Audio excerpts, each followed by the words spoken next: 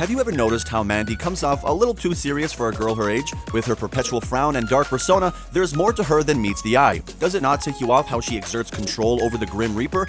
Well, maybe she's not just a little girl after all. Some fans believe that Mandy is the real Grim Reaper, and she uses her powers to control the real Grim to carry out her bidding. One reason that suggests Mandy is out of this human world is how calm she is whenever faced with visitors from the spirit world. Billy, in the meantime, is always confused and scared, and almost always oblivious, but Mandy seems like she has everything under control. Now, how does a little girl keep her composure when interacting with ghosts and ghouls without a flicker of worry on her face? Well, you see, rumor has it that she belongs to the supernatural realm herself. While she may have Billy fooled under the guise of friendship, fans are keen on pointing out that Mandy has got to have some sort of connection with the spirit world. You've really got to be something else if you have the wits to fool the original Grim Reaper, and that's what these rumors suggest about Mandy. The Grim Reaper is the personification of death, so he probably knows a thing or two when people try to trick him. Despite this though, Mandy was able to deceive him into a bet, gaining control over him despite losing in limbo. Now, who could lose to the spectral entity that is the soul collector and manage to save not one but 3 souls altogether? Mandy has managed to bind the Grim Reaper into an endless contract to do her tasks unless he wants to end up in the underworld jail with his powers stripped away. But I mean, who even does that? Well, someone who definitely knows how to pull the strings. This shows how influential Mandy is. If you put 2 and 2 together, it seems the fans might have it right. Maybe Mandy is the real boss here. Following this theory, let's dig a little deeper. Some episodes suggest that Mandy is the embodiment of pure evil herself. For starters, fans have pointed out how strange it is that Mandy never smiles, and when she does, it brings about catastrophic events, throwing the universe off balance. Kinda like when I smile. But how can a human be able to unravel the fabric of the universe, causing it to warp into a new reality, all through something as simple as a mere smile? It makes you wonder, doesn't it? It must seem that Mandy is more than just a little girl in a pink dress. During the episode where this heartless character actually must smile, everyone is teleported into an alternate reality, landing in Townsville as a result. However, this could be just a cover-up for Mandy the Reaper to take the souls of the Powerpuff Girls. In case you haven't heard, there's a theory speculating that the Powerpuff Girls died early on, and they're just a figment of Professor Utonium's imagination to cope with his loss. And well, with Mandy ending up in Townsville despite having the entire world to go to, maybe she has an ulterior motive here. Maybe she's here to collaborate with the ghosts of the girls. Name a normal human child who can do that, aside from maybe my little cousin. And focusing on Mandy's personality traits reveals even more evidence to suggest that Mandy is pure evil.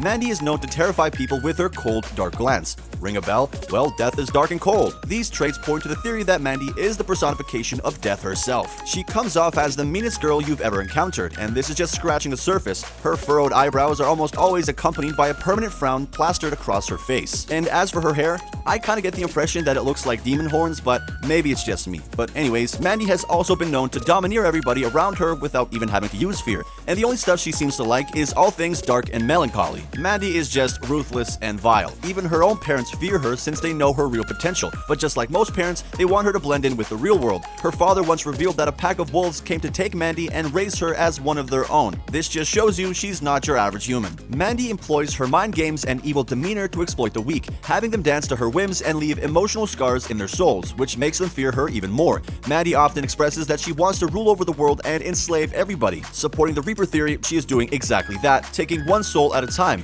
In almost every other episode, Mandy can be seen ordering Billy and Grim around as her minions to get things done her way, without even questioning the morality of the situation. Mandy is bound to have unredeemable evil inside her, for a supernatural entity of 137,000 years to carry out orders at an alleged 10-year-old girl's behest. Grim is often seen having a change of heart, but when it comes to Mandy, she gets the job done, by hook or crook. Did you know, by the way, that her favorite game to play is President Evil, the show's spoof version of Resident Evil? Concocting sinister plans seems to make Mandy happy, which suggests her joy lies in all things evil. In the episode with the brain-eating meteor, when the meteor tries to eat Mandy's brain, it dies instantly. This definitely makes it seem like even it couldn't survive the pure evil in Mandy's head. Similarly, when she's attacked by the delightful Reaper villain, he ends up losing control because he couldn't handle Mandy's evil power when he tried to assimilate her. This shows who the real boss is. Another key piece of evidence to support the theory that Mandy is the original Grim Reaper is the fact that she has powers similar to the original Grim. In the episode with Jack-o'-lantern, Mandy uses the scythe to eliminate the pumpkin ghosts. Get it? A girl brandishing the deadly scythe Orcus of the original Grim Reaper to get rid of ghosts? It's quite plausible that she has supernatural powers herself. In an episode where Billy and Grim are sick of being bossed around by Mandy, they make her wear the mask of the beast, which forces her to be kind to them with the risk of turning into a monster.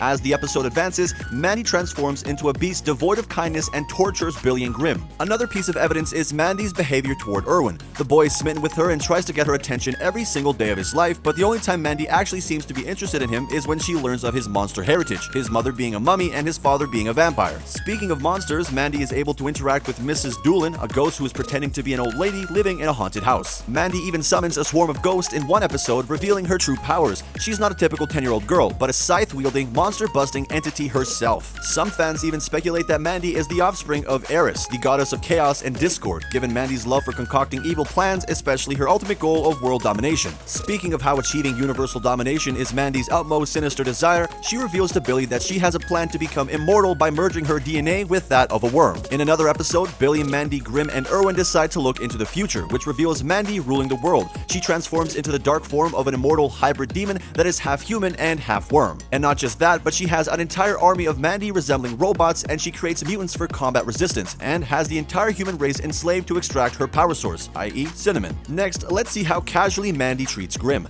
Mandy forces Grimm to do her chores and follow her direct orders as her unwilling slave. She seems to have no fear of the said embodiment of death. A normal girl would just run away in the opposite direction, but Mandy even lets Saliva, her dog, bury Grimm's bones in the yard, repeatedly. In the episode where they look into the future, the immortal worm-human hybrid demon, Mandy has Grimm as her right hand, which shows that she controls Grimm in all dimensions of time. This adds fuel to the theory that Mandy is the real Grim Reaper, and Grimm is just a front face so she can keep her identity hidden. In another episode, Billy is supposedly eaten by a sea monster, and when Mandy is informed, she denies it, saying Billy was always fine. Of course, you'd know if your friend is fine if you were the one holding the Reaper scythe, because if it were for Billy, we all know his IQ of -5 and his silly nature probably would have put him in the grave a lot sooner. Mandy struck the perfect deal when she saved Mr. Snuggles, Billy's hamster, and Billy from the Grim Reaper while beguiling him into becoming her minion. This has allowed her to get more sand added to the sand timers, extending their lives whenever she wants. This shows how she controls Grimm and the lives of others. In the last episode, Mandy is seen drilling Billy's head, because of which he passes out due to excessive blood loss, despite claiming he feels great.